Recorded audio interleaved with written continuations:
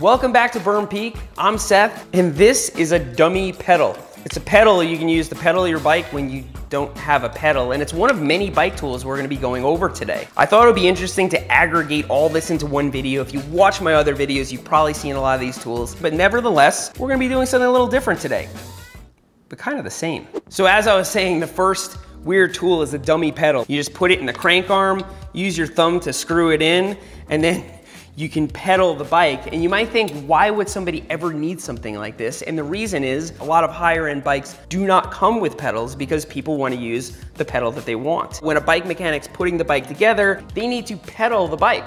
Now to screw a normal pedal in, you have to mess around with an Allen key. With this one, you can do it with one thumb, screw it in a moment, and when you're working in a high production bike shop, time is money.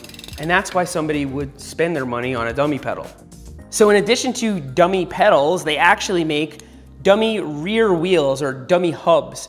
I'll show you what this is for outside at the bike wash station. Especially when you're washing a bike, you want to take the wheels off of it because they're way easier to clean off the bike. You also want to clean the drivetrain, and believe it or not, part of that involves pedaling it. The dummy hub stands in place of that rear wheel so that you can wash the bike. Now it's also used for other things besides bike washing, but that's what I use mine for most of the time. And you can see this little roller here actually slides along the axles so that you can switch gears and move the derailleur around. It doesn't sound like something you would use, but if you wash bikes or work on them without the wheels on enough, that's a pretty good tool to have. So the next tool is a chain scrubber. This is made for cleaning your chain while it's on your bike. And the model number is CM 5.2. So I guess CM stands for like chain massager. It opens up and you have this series of brushes inside of it on the top and bottom. You fill this with chain cleaning fluid, and then you put your chain inside of it, close this down onto it, and you pedal your bike backwards, and it cycles the fluid on your chain. It cleans it up real good. The chain scrubber, there's really not much more to say about it. It's the best way to clean your chain off. I love using it. So something even a casual bike mechanic's gonna know about are spoke wrenches. They fit right around the spoke nipple, and there's different sizes and you can turn them. But what you probably didn't know is that your multi-tool very likely has spoke wrenches in them. A lot of people don't notice them. This is a Crank Brothers F15. It's one of my favorite multi-tools. And in the chain tool, you pull it out, there are these little notches here, and there are numbers, 0, 1, 2, 3. That's the gauge of the spoke nipple that it can turn. Works just like a normal spoke wrench. You can just fit it around and turn it. Other multi-tools have it here. Here's another one right in the chain tool. I've used these spoke wrenches out on the trail to get people riding again because they bent their wheel so much and it was bowing and hitting into the bike, and I was able to straighten out the wheel enough to get them back home. And so these are very useful when you're out on the trail. So if you didn't know that, grab your multi-tool, take a look at it, and see if you can find some spoke wrenches in it.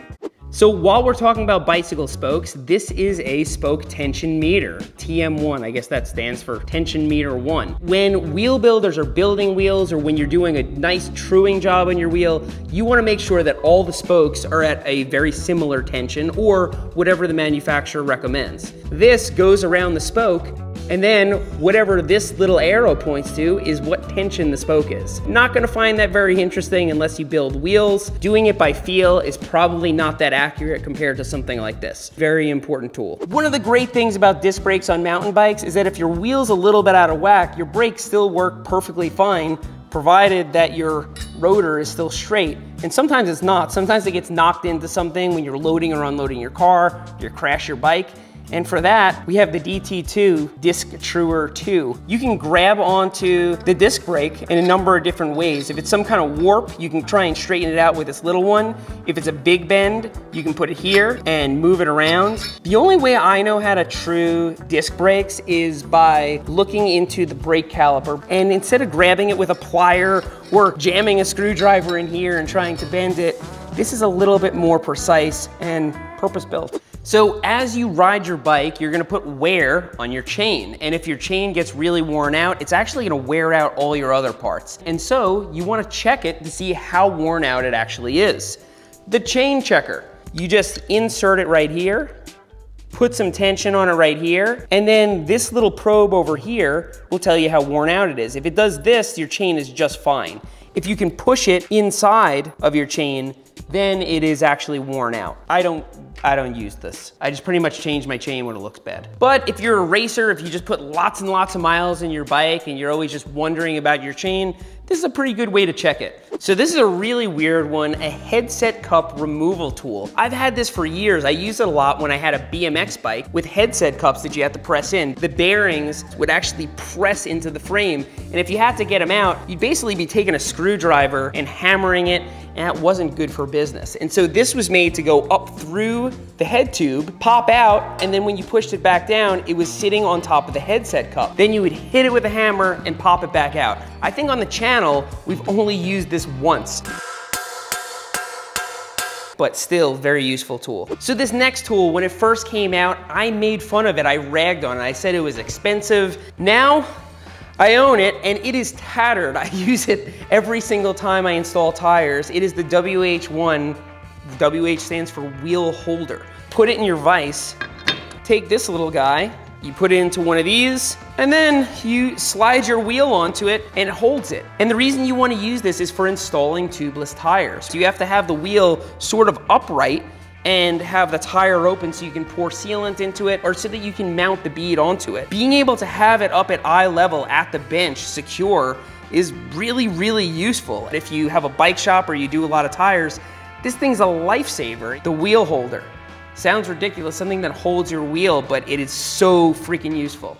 So you can see here on my bike, there's a hole here in the frame. In a lot of bikes, you have to fish cables through the frame. They do that to make it just look a little bit neater. And in this bike, there are tubes inside the frame that guide the cables, but there's some bikes that do not have that. And for that, use the internal routing tool. It's a bunch of little cables with magnets on them, and I'm gonna show you how it works. I only used this in a video very recently, and it was on an alloy bike. Aluminum is a non-ferrous metal, and so magnets don't stick to it. It would also be the same for a carbon bike. So you have this cable with a very narrow neodymium magnet on the end, and you have this tool right over here that sticks to it. You fish this into the frame, and then you use this to actually guide it through the bike. You can move this cable to the other opening in the frame and then pull it out, and then you can tape the cable to the other end of this. Now, a lot of people say, well, why don't you just use the old cable and then tie it to that and just fish it through? Well, if it's a new bike build, it's not gonna have an old cable to do that with. So you need to use the internal cable routing tool. This tool right here is known as a third hand, and it's used as your third hand when you're doing anything involving a cable, whether it be a derailleur or cable pull brakes. It is a cable puller. What it does is you pull it and it clamps the cable right here and puts tension on it. And the reason that you would want to use this is because when you're trying to pull a cable and use a tool to tighten down whatever is clamping it, it's very, very cumbersome and difficult. This makes the job way easier. So the cable puller, or third hand, is a tool that a lot of home bike mechanics really don't have. I rarely see people with this, and it's so useful. So great tool to have and not very widely known. So this next product I had to buy for this video. I've never used it before, and I suspect I never will again. It is called the Knobby Knife and is made for cutting tire knobs. I've never used one before, and so I'm gonna use it right now and try and explain as best I can what it does. So as you use your tire, it's gonna get worn down, and the knobs, which have nice sharp edges, are gonna get sort of rounded off. I'm gonna try and find a knob that's a little rounded off, and we're gonna fix it. You can see here, these knobs up here at the top, let's say I want to sharpen off the edge of that. I'm going to very carefully come down here to the tire knob and cut right through it. To do this to each and every one of your tire knobs, that's a lot. That's a lot of work. I suspect that racers who are really serious about racing could probably improve their times by training more rather than spending an entire weekend cutting their tire knobs. And whatever they gain in performance, they're gonna lose in lung capacity from all the fumes that come off of this. Now with that said, this tire knob is razor sharp. I mean, it really came out pretty good for a first time. This exists, a tire knob cutter to square off your tire knobs.